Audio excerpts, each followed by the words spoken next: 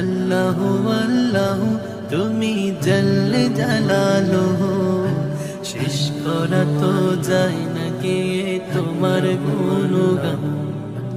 আল্লাহ আল্লাহ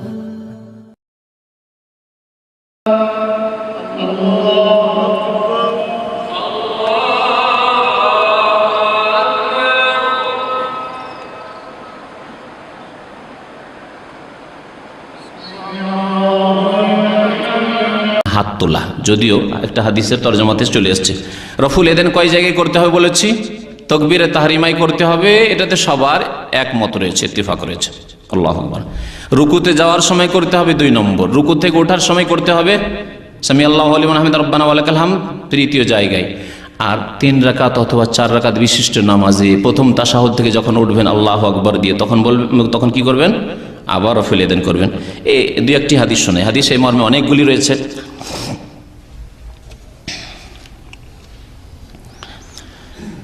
ইবনে উমর রাদিয়াল্লাহু তাআলা আনহুমা আর আমল বলছেন, কানা ইজা দাখালা ফিস সালাতে, যখন নামাজে প্রবেশ করতেন কাব্বারা, তাকবীর বলতেন, ওয়া রাফা ইয়াদাইহি, 2 হাত উঠাইতেন। ওয়া ইজা রাকা, যখন রুকুতে যেতেন রাফা ইয়াদাইহি, তখন রাফা ইয়াদাইন করতেন 2টি। ওয়া ইজা কালা সামি আল্লাহু লিমান হামিদা, যখন সামি আল্লাহু লিমান হামিদা রব্বানা ওয়া লাকাল হামদ বলতেন রাফা ইয়াদাইহি, তখনও কি করতেন?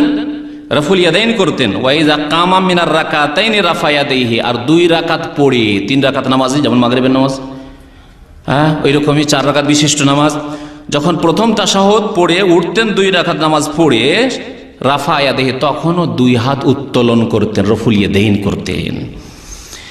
ও রাফা যালিকা ইবনে ওমর ইলা নবিয়্যিল্লাহি সাল্লাল্লাহু আলাইহি ওয়াসাল্লাম, বললেন যে এইটি নবী করিম সাল্লাল্লাহু আলাইহি ওয়াসাল্লামের আমল ছিল। নবী সাল্লাল্লাহু আলাইহি ওয়াসাল্লামের নামাজ এইরকম ছিল, 4 জায়গায় রাফা ইয়াদান করে। সহিহ বুখারীতে হাদিস রয়েছে। সহিহ বুখারীতে আরেকটি হাদিস রয়েছে, তিনি বর্ণনা করেছেন আব্দুল্লাহ বিন উমর রাদিয়াল্লাহু তাআলা আনহুমা, ইযা কামা ইলাস সালাতে, বলছে রাআইতু রাসূলুল্লাহ সাল্লাল্লাহু আলাইহি ওয়াসাল্লাম, আমি আল্লাহ রাসূল সাল্লাল্লাহু আলাইহি ওয়াসাল্লামকে দেখেছি, ইযা কামা ইলাস সালাতে, যখন নামাজে দাঁড়াতেন, ইযা কামা ফিস সালাতে রাফা ইয়াদাই হাত্তা ইয়াকুনা হাযওয়া মানকাবাইহি, 2 হাত উঠাইতেন, রফুল ইয়াদাইন করতেন কাঁধ পর্যন্ত, এই যে মানকাবে পর্যন্ত। ওয়া কানা ইয়াফআলু যালিকা হিনা ইউকাব্বিরু লিরুকু, রুকুর জন্য যখন তাকবীর বলতেন তখনও করতেন। ওয়া ইয়াফআলু যালিকা ইযা রাফা রাসা মিনার রুকু, রুকু থেকে যখন মাথা উঠাইতেন তখনও করতেন।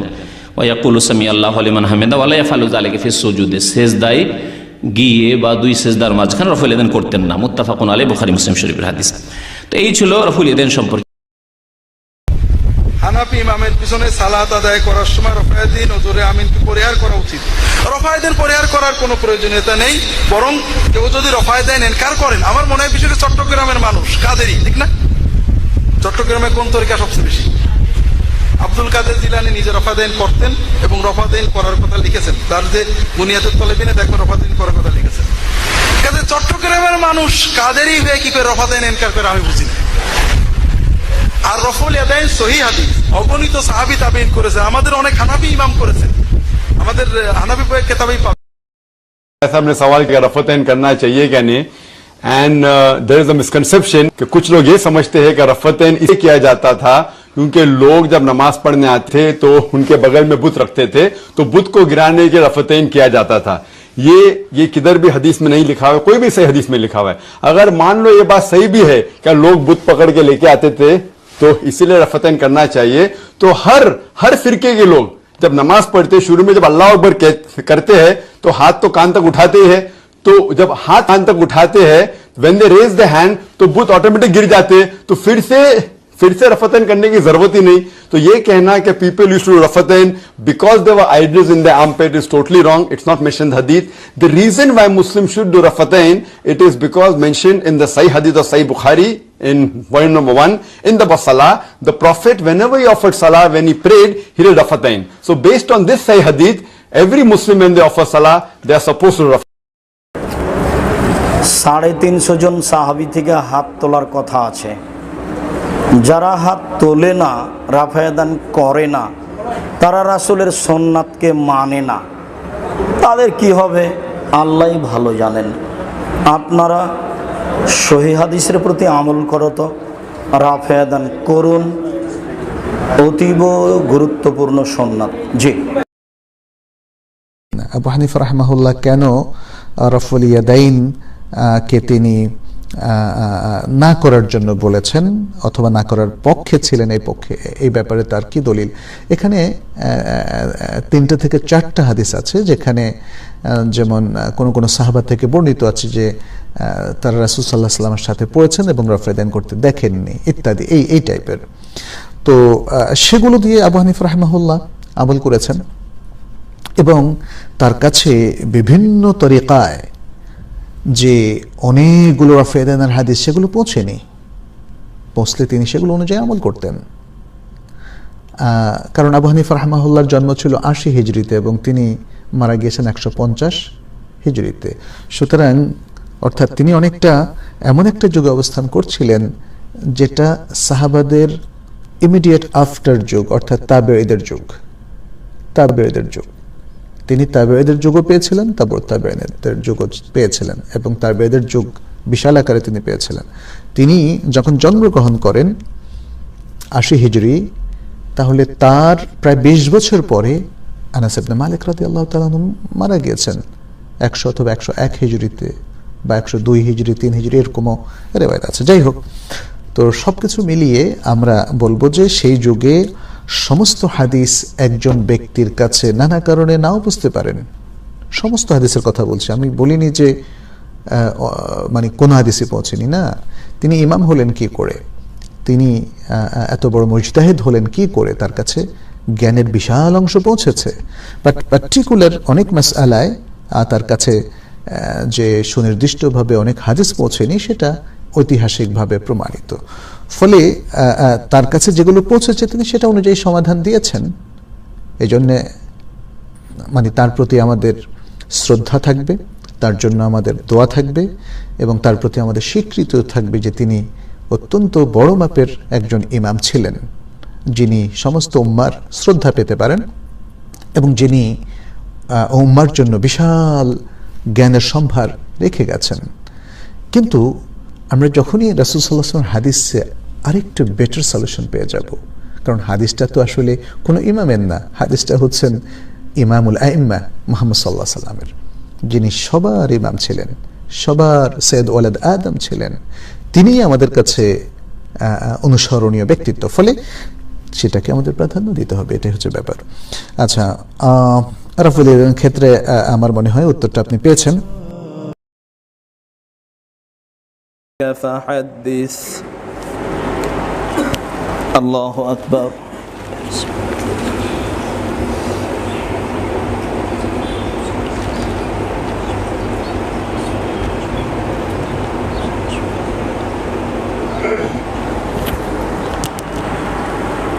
سمع الله لمن حمده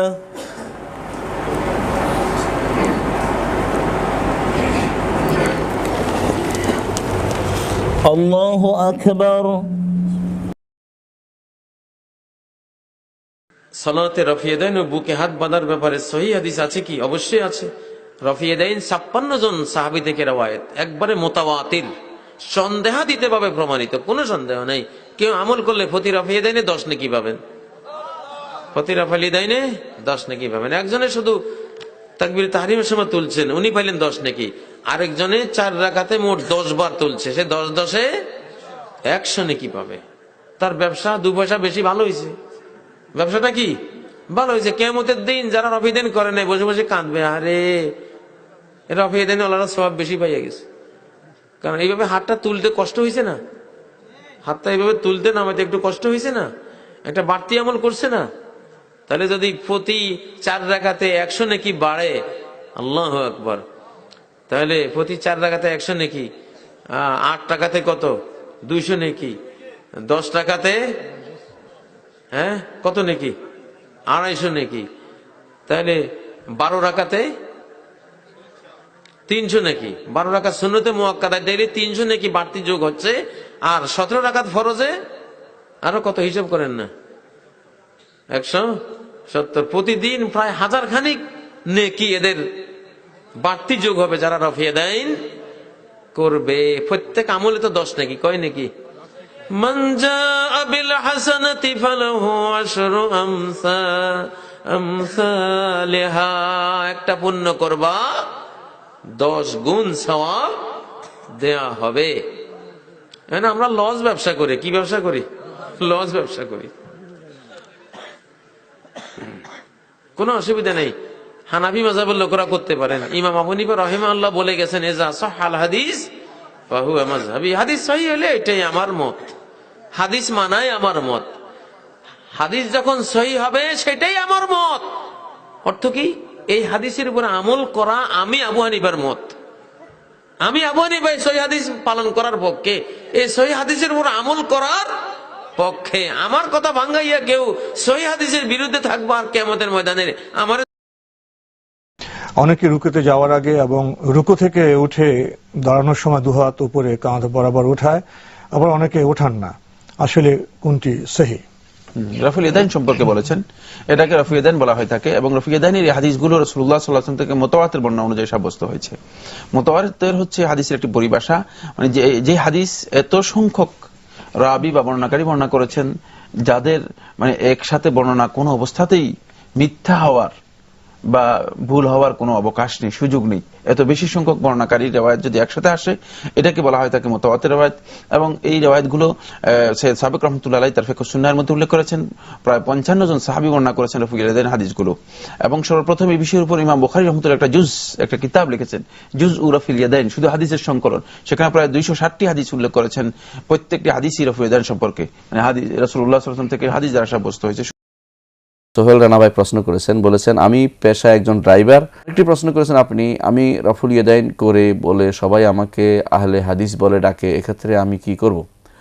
ভাই, প্রথমত একটি সুন্নতকে আপনি সুন্নতকে জীবিত করছেন।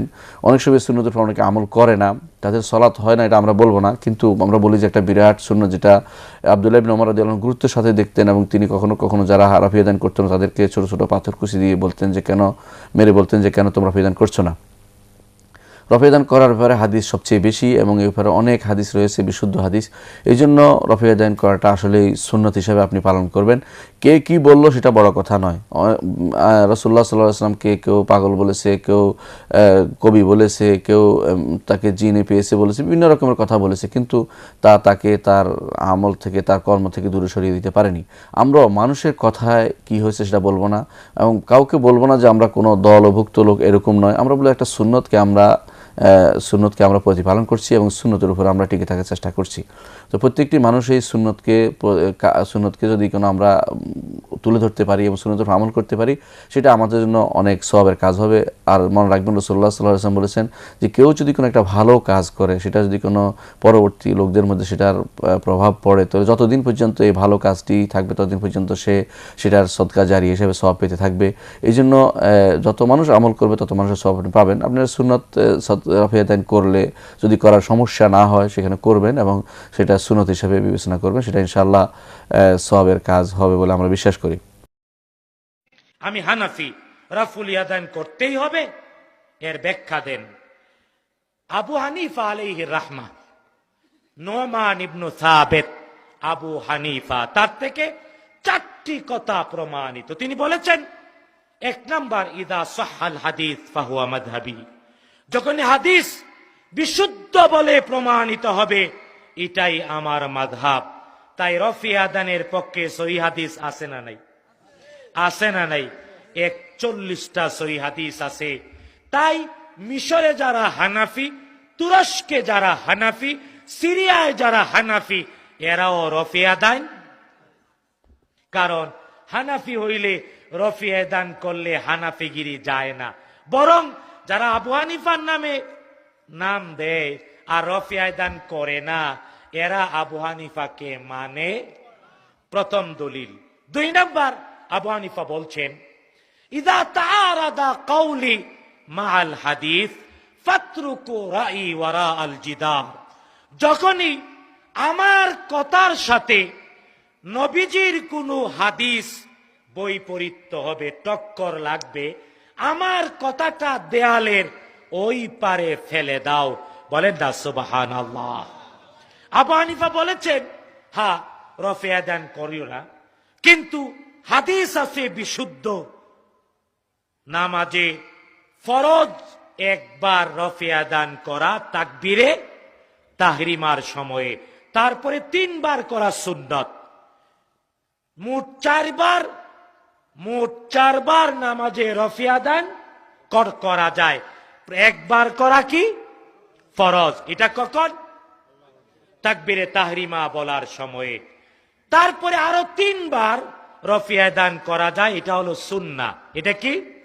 যদি কেউ না করে নামাজের ক্ষতি হবে না, তবে যদি কেউ করে সুন্নাহর উপরে আমল করলো, নামাজটা কমপ্লিট হলো। বলে না সুবহানাল্লাহ। আবু হানিফা আলাইহির রাহমা বলেছেন, লা ইয়াহিল্লু লিআহাদিন আন ইফতিয়া বিকালামি মা লাম ইয়ালাম মিন আইনা আখাযনাহু। কারো জন্য উচিত নয় আমার কথা দিয়ে দলিল দেবে যতক্ষণ না জানবে কথাটা আমি কোত্থেকে বলেছি। বুঝতে পেরেছি? 4 নাম্বার, তিনি তার ছাত্র আবু ইউসুফকে বলেছেন, ওয়াইহাকা ইয়া ইয়াকুব, সাবধান ও আবু ইউসুফ, লা তাকতুব কুল্লামা তাসমা মিন্নি, আমার কাছ থেকে যা শুনো সব লেখো না। লিয়ান্নি বাশার, আমি মানুষ, আজকে একটা কথা বলি কালকে একটা বলবো, কালকে একটা বলি পরের দিন আর একটা বলবো। আবু হানিফা তাই একটা কথা একদিন বলে পরে আবার তা থেকে ফিরে এসেছেন। একটা উদাহরণ দেই। আবু হানিফা রাহমাতুল্লাহ আলাইহি তিনি প্রায় 40 দিন নামাজে ফার্সি ভাষায় কোরআন তেলাওয়াত করেছেন। কোন ভাষায়? কারণ তিনি আরবি ভাষার মাধুর্যে নিজেকে হারিয়ে ফেলতেন নামাজের কোরআন তেলাওয়াতে বিমোহিত হয়ে। তাই বলতেন, আরবি পড়লে, কোরআন পড়লে আমি হারিয়ে যাই, ফার্সিতে পড়ব। পরে রুজু করেছেন, তার ছাত্ররা তাকে বুঝিয়েছেন। অনেক ফতুয়া তিনি যা বলেছেন ছাত্ররা বিরুদ্ধে বলেছে, অধিকাংশ ফতুয়া তার ছাত্রদের কথার উপরে বলে না সুবহানাল্লাহ। তাই আপনি হানাফি, আমি হানাফি, বিশুদ্ধ হাদিস মানলে হানাফিগিরি ঠিক থাকে, নাইলে পুটুস। আল্লাহর নবী বলেছেন যেটা ওইটা করবেন না, এটা ছাড়া যায় কিভাবে সেই পথ খুঁজবেন। এটা আল্লাহর নবীর শর্ত হলো সল্লু কামা রাআইতুমুনি উসাল্লি। এটা সহিহ বুখারীর হাদিস 631 নম্বর হাদিস। আল্লাহ নবী বলেন, তোমরা ওইভাবে সালাত আদায় করো যেভাবে আমাকে সালাত আদায় করতে দেখছো। আপনি ওইদিকে টানাপড়া করতে গেলেন কেন? যে না করলে কি সমস্যা হবে কিনা, এটা তো শর্ত বলেননি। হ্যাঁ, সালাত দুভাগে, মানে নেকির ভাগ আছে, সালাতে নেকির ভাগ আছে। কোন ব্যক্তি সালাত আদায় করলে নেকি পাবে 700-র অধিক গুণ নেকি পাবে কোন ব্যক্তি, আর কোন ব্যক্তি আদায় করলে 10 পাবে মাত্র। আর কোন ব্যক্তি আদায় করলে 10 থেকে 700 পর্যন্ত পাবে। তাহলে কয় রকমের হলো?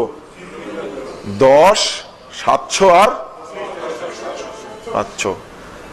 আপনি যদি পূর্ণাঙ্গ রূপে রাসূলের তরিকায় সালাত আদায় করেন, এটা সহিহ বুখারীর 963 পৃষ্ঠার হাদিস, হাদিসটা খুলে রাখুন।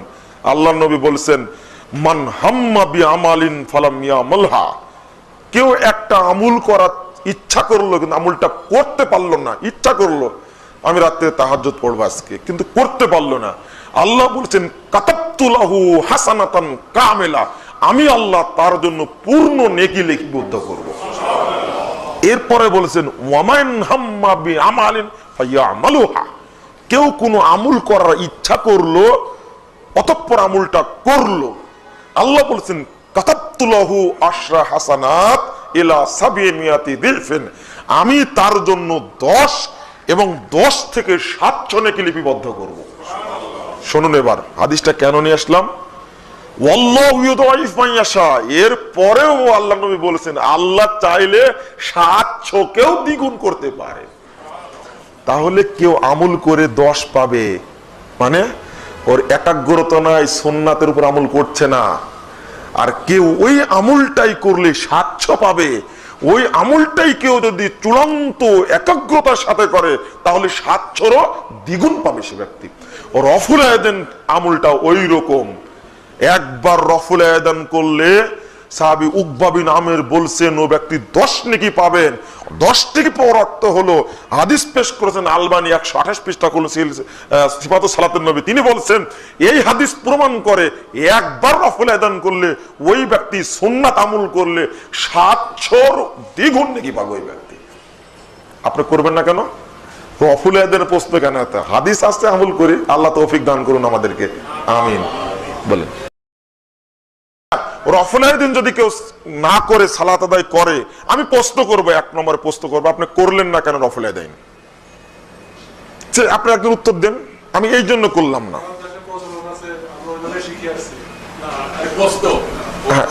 আমি বলছি আপনি উত্তরটা দিচ্ছে কিন্তু যে ঠিক আছে, আমাদের দেশে প্রচলন আছে রফুল আদায় করা হয় না, তাই আমি করি না। আচ্ছা, হ্যাঁ হ্যাঁ, মানে আপনার উত্তরটা খুব ভালো। এখনো কি আপনি বলবেন বাপদাদা শিখাচ্ছে তাই করছি? তাহলে এই জিনিসটাই যখন আপনি জানবেন, আপনি কিন্তু বলেন না একটা কথা। আপনি কি ওই কি বলে ম্যারেজ ডে বুঝেন তো? হ্যাঁ, আপনারা করেনও, তাই না? শুনুন, একবার কি মনে প্রশ্ন জাগছে আপনার বাপ ম্যারেজ ডে কোনোদিন করেছে কিনা? আপনি হাসছেন কেন? যোগতে একটা কথা বলছেন, করেনি তো ওই প্রশ্ন কখনো জাগে না আমাদের। আরেকজন একটা ব্যক্তি যে বাচ্চা ছেলে যদি হয় জন্মদিবস পালন করবেই, আগে থেকে প্রস্তুতি নেয়। আগস্ট মাসের 15 তারিখ জন্মদিবস, কেউ মরেওছে ওই তারিখে, সেটা আমি বলছি না। আমি বলছি যে জন্মদিবস ওইটা মৃত্যুদিবস পালন করে। কিন্তু আপনার বাপকে উনি জিজ্ঞেস করেছেন, বাবা দাদা কোনোদিন তোমার জন্মদিবস পালন করেছে? করেনি কেন? শুধু ওইটা না, ওই যে ছেলের সুন্নাত দেওয়ার সময় আপনারা যে বিশাল অনুষ্ঠান করেন, আপনি জিজ্ঞেস করবেন কোনদিন প্রশ্ন করেছেন যে আব্বা ওই আমার চাচার, ছোট চাচার যখন সুন্নাত দেওয়া হয় দাদা তখন অনুষ্ঠান করেছিল? ও আপনারা এই আমুলের ক্ষেত্রে বলেন বাপ দাদা যা করে তাই করবো, কি এইগুলো বলেন না কেন? আলহামদুলিল্লাহ, আপনাকে অনেক ধন্যবাদ, জাযাকাল্লাহ খায়ের। এটা ছুটে গেছে। এইটা যতগুলো মিথ্যাচার রফুল আদানের বিরুদ্ধে একটা মিথ্যাচার, উনি যেটা বললেন একটা মিথ্যাচার। আচ্ছা, আপনাকে ও প্রশ্নটা হলো এই যে সাহাবায়ে কেরাম সেই যুগে বগলের নিচে পুতুল রাখতো, যার কারণে হাত তোলার কথা বলেছে। এখন যেহেতু পুতুল রাখি না, হাত তোলার দরকারও নাই। নাউজুবিল্লাহ, যে সাহাবী রাসূলের সাহাবী মূর্তি পূজা ইসলাম গ্রহণ করেছে, ওই সাহাবী কি গোপনে পুতুল রাখতে পারেন? অন্যকে ঢুকা দিত। ঠিক আছে, ওকে। আপনি যে কথাটা বললেন আজকে, হ্যাঁ আমার শোনা নাই, কোনোদিন পড়িও নি কোথাও, আসলে আজকে নতুন শুনে আমার। আচ্ছা ঠিক আছে, ঠিক আছে, পুতুল ঢুকা দিত, ভালো কথা, আপনার কথা ঠিক। ওকে, হ্যাঁ ঠিক আছে, দিত, মনে করেন দিত। আচ্ছা হলো, কোন সাহাবী করতো, তাহলে এটা তো এই যুগে কেউ তৈরি করতে পারবে না। প্রথম নম্বর কথা হলো এটা কোথায় পাওয়া যাবে? আপনি দায়িত্ব দেন। ওই সাইদুজ্জামান যে প্রতিষ্ঠানে পড়ে, ওই আজকে শুনলাম আব্দুল মালিক সাহেব, যিনি একটা বই লিখেছেন নবীজির নামাজ, উনি অনেক তারাবির বই লিখছেন। তারপর আব্দুল মতিন সাহেব ওনার উস্তাদ, ওর উস্তাদ ওই মাদ্রাসায় পড়ে। আপনি এই দলিলটা তার কাছে চাইবেন যে আল্লাহর নবীর সাহাবীরা সালাত পড়ার সময় পিছন থেকে পুতুল ঢুকায় দিত, এটা কোথায় পাওয়া গেল? এটা এর রেফারেন্সটা কোথায়? হলো আমি বলছি তো, এটা তো আপনি পাবেন না, এখন আমিও তো পাবো না। এই সত্যতা যাচাই করতে হবে তাকে, পেলাম কোথায়? আপনার কথা কি ক্লিয়ার? কথাটা ক্লিয়ার? হ্যাঁ, যে এই কথাটা সাহাবীরা থেকে বর্ণিত হতে হবে, তো কোথাও থাকতে হবে, তো এটা পৃথিবীর কোন গ্রন্থে বর্ণিত হয়েছে এটা চাই আগে। নিঃসন্দেহে সাহাবীদের যুগে কেউ বর্ণনা করা লাগবে, এটা নাহলে আমরা পাবো কোথায়? এটাকে দরকার। হ্যাঁ হ্যাঁ, আল্লাহর কসম করে বলছি আমরা পাইনি, এবং আমি চ্যালেঞ্জ করে গেলাম কিয়ামত পর্যন্ত খুঁজলে কথা পাওয়া যাবে না। এটা মিথ্যাচার একটা। Every night and every day, never forget to say La ilaha illallah.